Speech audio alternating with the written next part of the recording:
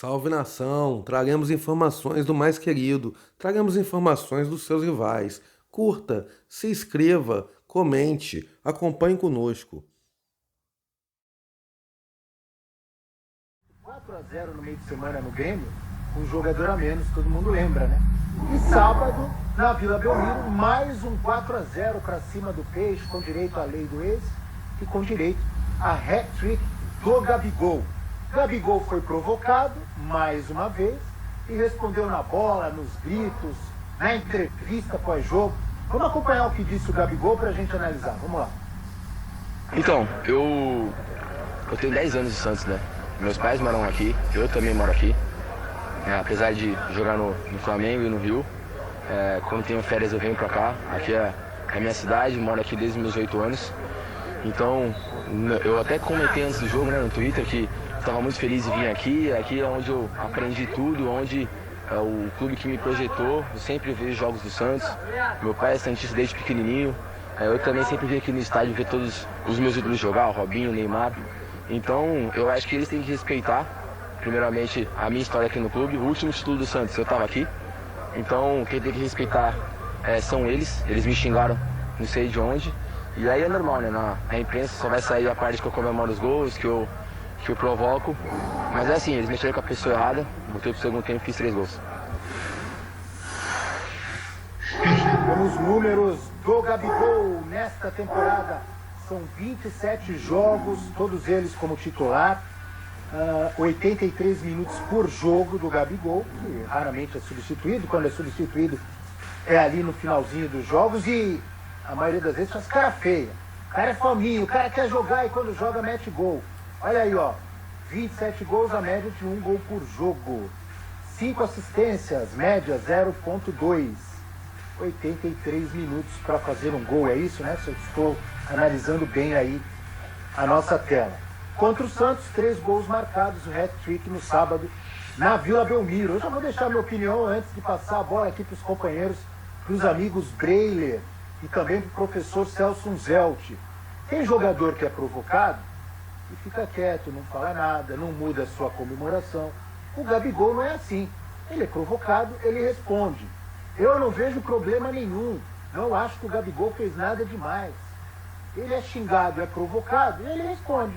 Responde na bola, responde comemorando do jeito dele, gritando mais. Também não vi nada demais na entrevista. Não vi nenhuma falta de respeito. Falta de respeito no Santos tem muita, de dirigentes que deixaram o Santos nessa situação. Isso sim é falta de respeito. Gabigol, não vi falta de respeito nenhuma. Quando estava no Santos, fez a parte dele, jogava, fazia gols, foi artilheiro, teve proposta melhor, foi embora como qualquer profissional. Repito, não vejo nenhuma falta de respeito e eu respeito a opinião de quem pensa diferente. Tá? Agora, também acho estranho, não só nesse jogo na Vila Belmiro e não só no Santos, no Grêmio, no Flamengo, quando tem jogo no Flamengo mandante, vários jogos por todo o Brasil, em que dirigentes viram torcedores gritando, xingando, entrando no campo às vezes. E aí tem esse tipo de resposta. Diga lá, Breno. Isso é insuportável, Abel. Não dá. E parece que a gente não está mais em pandemia, né? Virou festa. Pode levar um monte de gente, às vezes é conselheiro, é amigo de dirigente, então virou uma bagunça. E é isso, a partir do momento em que não se pode ter público, não pode ter uma casta de privilegiados que vão ficar ali assistindo o jogo e ofendendo jogador, ofendendo atleta. E ali eles fazem E a arbitragem também. Sim, e eles representam de alguma maneira, Abel, o clube, porque ou são convidados ou são dirigentes, ou fazem parte ali de conselho ou da própria diretoria. Não é admissível. O CBF precisa tomar uma providência em relação a isso. Se não tem público, ou só fica dirigente as pessoas necessárias para a partida, ou não tem que acabar essa festa. E no começo eu falei aqui do jogo entre Brusque e Londrina, que teve a denúncia de injúria racial, Abel, e ali também uma bagunça, muita gente, a gente não sabe quem é do clube, quem é da comissão técnica, quem é da diretoria, então isso aí precisa acabar. E como você falou, a diretoria do Flamengo, quando é jogo no Maracanã, também enche o saco, fica ofendendo o jogador e cria-se um clima uma animosidade desnecessária para esse tipo de jogo sem público. Sobre o Gabigol, eu queria que o nosso... Eu já vou responder. Diga, Abel. Diga lá. Não, pode falar. Queria que nosso companheiro William Tavares estivesse aqui para dar a opinião dele, mas vamos deixar para amanhã, né? Amanhã o chinelinho do William volta. Mas sobre o Gabigol... Não volta amanhã ainda não. Tá de chinelo uma semana pelo menos. Chinelo gigante do William. Que beleza, hein? Mas a gente guarda aqui o espaço para ele dar opinião. Vou mandar no zap para ele, Abel. Mas sobre o Gabigol, concordo com você. O Gabigol nunca foi ingrato com o Santos. A gente nunca viu o Gabigol falar mal do clube, desejar algo ruim, falar coisas depreciativas sobre o Santos. Pelo contrário, ele sempre exalta as raízes com a cidade, com o clube. E é normal para um cara que troca de clube e vira ídolo de um time como o Flamengo, que ele passe a fazer juras de amor ao clube que ele representa hoje. Então é super normal a gente ver o Gabigol comemorar seus gols. Não vai comemorar gol contra o Santos? Isso daí é muito particular. Cada jogador que entenda o seu sentimento. O fato dele comemorar gol, dele vibrar por fazer um gol no Santos, não significa que ele está diminuindo o clube. Pelo contrário, ele está sendo profissional e valorizando o clube onde ele é ídolo, talvez até mais ídolo do que ele foi no Santos. Então, para mim, é algo normal e não faz sentido o jogador ficar escutando calado, dirigente, pessoas vinculadas ao clube xingando. Quando é torcedor, a gente sabe como é. O torcedor nunca quer ver um cara do seu time revelado na casa, uma cria, indo para um time rival. E quando isso acontece, vai gerar ali uma certa mágoa, o torcedor não entende, mas beleza, é coisa de torcida. Ali não se trata de torcedores comuns. Então, por isso, vejo como correta e justa a reação do Gabigol. E ele tem mostrado que é a pior pessoa possível para se provocar no futebol brasileiro. Ele reage muito bem, ele usa como combustível, como motivação, e esse é o Gabigol que a gente espera ver. Um cara que ao ser provocado, que ao ser instigado, seja pela torcida, seja pelo adversário, vai dar a resposta em campo, com gols, e provocando depois, como dando a resposta certa, dizendo que mexeu com a pessoa errada. Eu acho que o Gabigol, até respondendo essa pergunta que está aí, o Gabigol é melhor ainda quando provocado? Eu acho que o Gabigol é bom provocado ou não. Se ninguém provocar, ele vai lá e vai fazer gol, como tem feito. E se provocar, você só corre o risco de ter uma resposta não muito agradável. É o que aconteceu com a torcida do Grêmio, o que aconteceu com a torcida do Santos, porque ele faz gol todo jogo, provocando ou não, e ele está num time que o ajuda ainda mais, que é um time entrosado, já há 2 anos, pelo menos, todo mundo, quase todos juntos, com muitos jogadores de qualidade. A bola chega muito para ele, ele faz muito gol, como já fazia no Santos. Não fez na Europa ele não deu certo. E na seleção brasileira até agora, ainda não conseguiu essa eficiência, esse entrosamento. Se conseguir, tem tudo para dar certo também, porque na seleção brasileira estará ao lado de grandes jogadores, de muita qualidade. Falta ele acertar dentro do time, né? Conseguir um entrosamento com Neymar e companhia. Agora, no Flamengo, eu não acho que ele é melhor quando provocado, não. Ele é bom sempre, com ou sem provocações, professor. Mas Deus castiga quem o craque fustiga, já diria Armando Nogueira. Lembrei isso no linha de passe. E tem razão, provocaram o cara errado, porque ex-santista ali, eles podiam provocar o Gustavo Henrique, que é zagueiro, podiam provocar o Diego, que está jogando mais longe do gol, portanto, dificilmente ia fazer 3 gols. Podiam provocar o Thiago Maia, que entrou depois. O Bruno Henrique não podiam provocar porque não estava jogando e nem seria bom também provocar. Mas provocaram o cara errado, e o Gabigol é isso. A gente fala, não, tem que responder na bola. Ele responde na bola e no papo.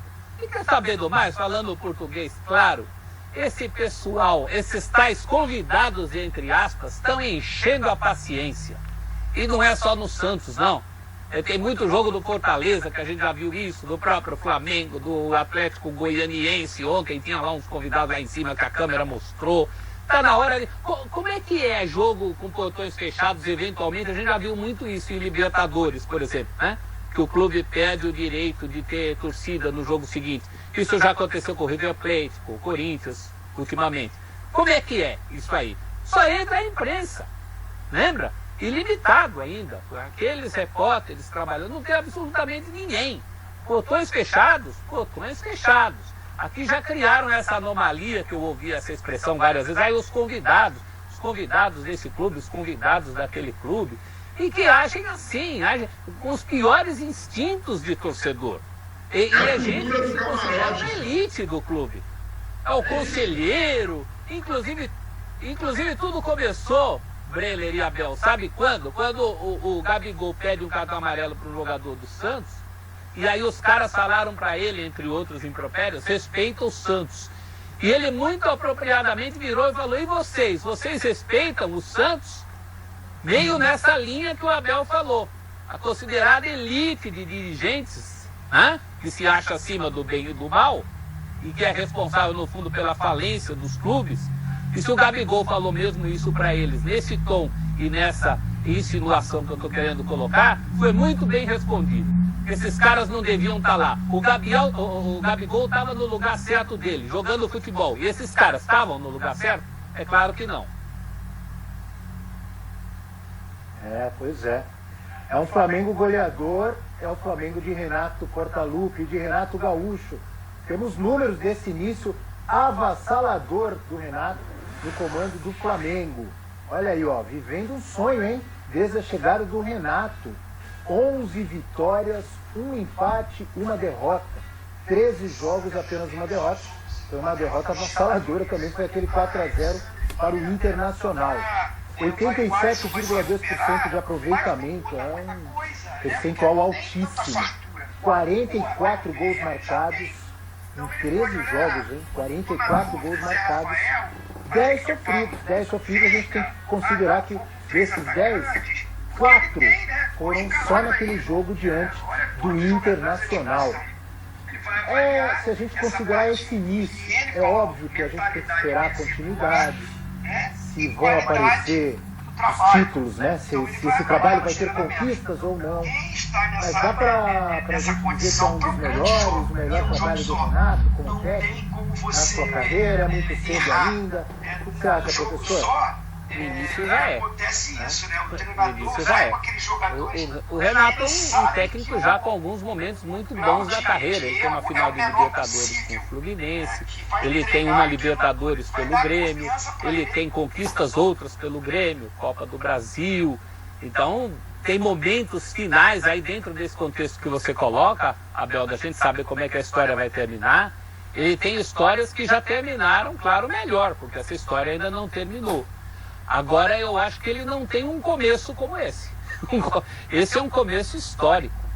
Esse é um time que, por suas goleadas, não goleou quem? Não goleou na estreia contra o Defensa e Justiça, não goleou o ABC, num dia que não era o Flamengo, mas tinha goleado de 6, e não goleou o Corinthians num jogo em que haveria uma goleada moral, né? Embora também tenha sido goleado na única derrota. O futebol contra o Corinthians foi para golear também, né?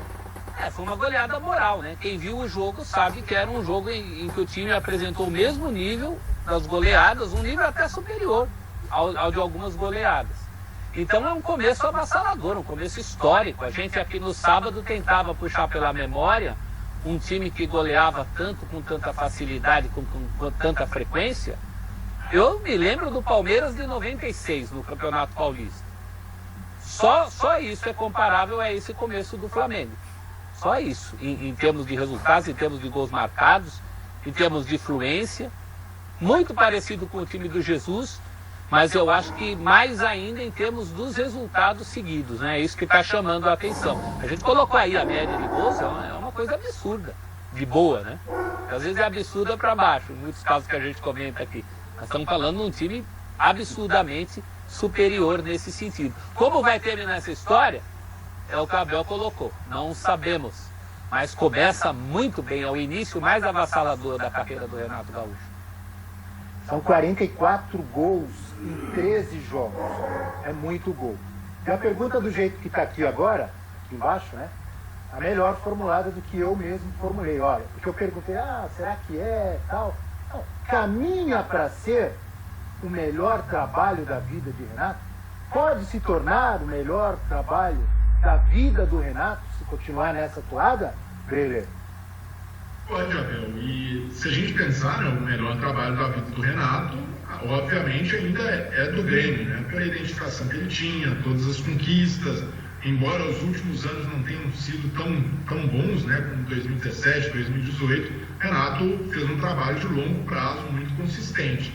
Mas pensando no que ele tem em mãos, no elenco, na estrutura, capacidade de investimento do Flamengo, que perde um jogador como Gerson e repõe com Kennedy, com Andrés Pereira, que consegue manter sempre um time competitivo, as perspectivas para o Renato são as melhores possíveis. Ele pode alcançar conquistas muito maiores. E até por essa perspectiva, Abel, eu vejo que não faz sentido, num momento como esse, se criar internamente confusões, ficar buscando problema. Primeiro, com a história do Pedro. O Pedro entra 20 minutos, o Pedro está insatisfeito. Olha, o trabalho está fluindo bem, o Renato começou, ainda tem coisas a se ajustar, mas o ambiente é muito positivo, ou deveria ser. Então, uma questão como essa deveria ser tangencial e não tomar uma energia do clube, dos torcedores. A história de criar hashtag fora Diego Ribas. Poxa, o que o Diego fez para merecer estar fora do clube? Um cara que sempre respeitou o Flamengo, mesmo nas horas ruins, dava a cara. Poderia ser a resposta que o torcedor não gosta? Sim, mas estava ali, estava representando, estava de alguma maneira se responsabilizando e foi muito importante para todas as conquistas do Flamengo. Continua sendo importante para o time, como liderança técnica, como liderança de vestiário.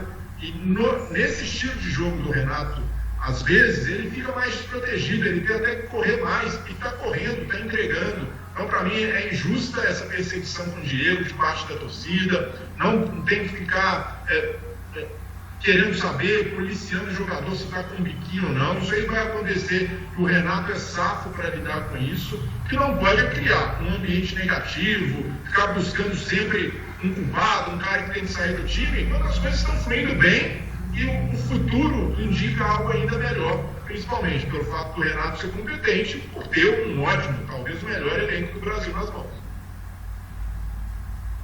É difícil de entender mesmo essa perseguição de parte da torcida com o Diego, que tem jogado muita bola, na minha opinião, ali, com a camisa do Flamengo, hein? E praticamente substituindo o Gerson ali, né? Não é fácil, mas com muita personalidade. Não entendi o que você disse, professor. Sabe o que é isso aí? Minha falecida avó falava isso quando ela dava uma comida que a gente não gostava. Ela falava assim: barriga cheia, goiaba tem bicho. Quando você está com a barriga cheia, você começa a ver bicho da goiaba. Inclusive o Diego é uma relação curiosa. Eu particularmente acho que houve momentos da passagem do Diego pelo Flamengo que a torcida o poupava. Ele merecia mais críticas do que a torcida fazia a ele. Então naquele momento ele era poupado e nesse momento agora ele está sendo vítima da saciedade do torcedor rubro-negro, né? Que aí você começa a ver bicho na goiaba se a sua barriga está cheia. É isso que está acontecendo. Por outro lado, no Santos, depois da goleada por 4-0, o Flamengo podia ter até feito mais gols, hein? O Santos também teve algumas oportunidades, mas a superioridade foi nítida, principalmente no segundo tempo, quando aconteceram os gols. E depois do jogo, o técnico Fernando Diniz, vem sendo muito criticado pela torcida do Peixe, deu a seguinte declaração. A gente tem aí a declaração, né? Vamos rodar então. Vou repetir, aconteceu de atípico, a gente entregou um pênalti questionável e 2 lances, o terceiro e o quarto gols, que a gente não costuma errar. A gente entregou praticamente para o Flamengo. Foi isso que aconteceu, explicar a goleada. A gente conseguiu, se a gente não entrega esse tipo de lance, o gol de 1-0, 2-0, 2-1. Foi isso que aconteceu no gol. Pois é, olha aí, ó, uma fase na Vila, números do Santos nos últimos 8 jogos disputados. 1 vitória, 3 empates e 4 derrotas. Retrospecto, 25% de aproveitamento é um retrospecto de um time rebaixado. Não é a realidade do Santos no momento na tabela. Mas esse aproveitamento de 25%, normalmente é o aproveitamento de times que caem para a segunda divisão. 5 gols marcados e 12 sofridos. E aí, professor Breiler, amigo fã de esportes, é óbvio que uma goleada por 4-0 jogando em casa, ela é horrorosa. Ela merece aí uma análise, críticas, pensamento, que deve melhorar ou não. Não vou dizer aqui que é normal, não é normal. Mas quando você analisa o adversário, a superioridade do Flamengo em relação ao Santos, e a quase todos os times, que o Flamengo tem goleado quase todos, você pensa, não foi tanta surpresa. Muitos torcedores do Santos antes do jogo brincavam, inclusive dizendo, será que vai ter que jogar mesmo? Será que um WO não seria o melhor? Claro que era uma brincadeira. Mas eu acho que o que tem que preocupar mais o torcedor do Santos nessa campanha é quando o Santos joga contra o Sport Juventude na Vila Belmiro e não sai de 0-0, com todo o respeito ao Sport e à Juventude, mas são times que brigam ali embaixo na tabela. O Sport no momento está na zona do rebaixamento. É quando o Santos perde para o América Mineiro por 2-0, quando o Santos perde para o Atlético Goianiense na Vila Belmiro por 1-0. Quer dizer, são resultados com times que entram no campeonato com outro pensamento. É totalmente diferente de você enfrentar o Flamengo na fase atual do Flamengo. Ou estou errado, professor? Não, tá certíssimo. Sem dúvida nenhuma, todos esses pontos são muito mais perdidos que esses contra o Flamengo no sábado. A questão é, Fernando Diniz, eu gosto muito de Fernando Diniz, eu gosto a ponto de sofrer bullying dentro da minha própria casa. Meu filho Daniel fica falando, seu Fernando Diniz, o Fernando Diniz, agora. Mas ele foi muito mal. Ele foi muito mal nessa entrevista coletiva. Ele se aproximou de uma certa entrevista coletiva no tempo do São Paulo, em que falou que ganhou o segundo tempo, num jogo que tinha perdido no placar agregado. Ele foi simplista. Não foi só pelas falhas individuais do Santos que o Flamengo ganhou esse jogo, por goleada.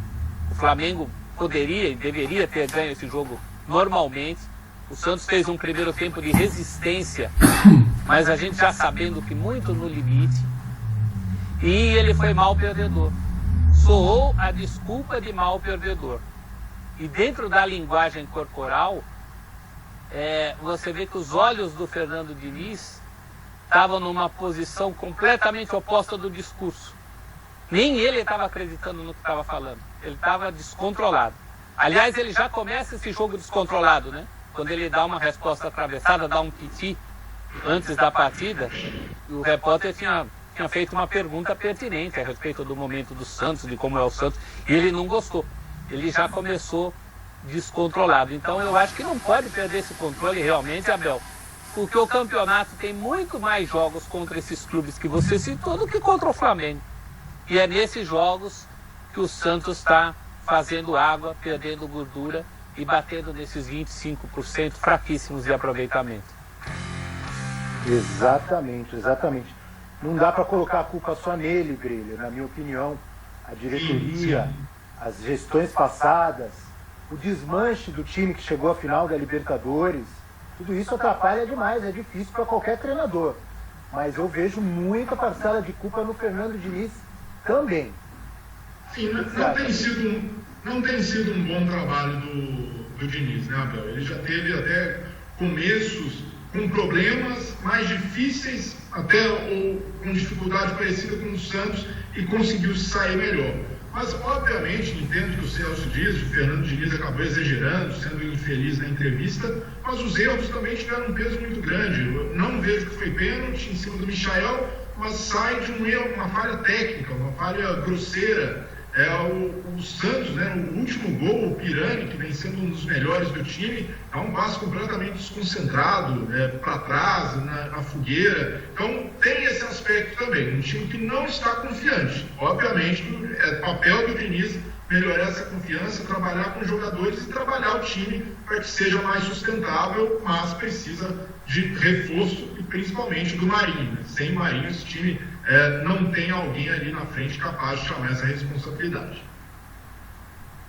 Breler, o pessoal fala do departamento médico de São Paulo. Marinho está demorando também para sair do DM, hein? Não estou dizendo que é culpa do Marinho, nada disso, mas o torcedor do Santos está perguntando: cadê o Marinho? Cadê o Marinho?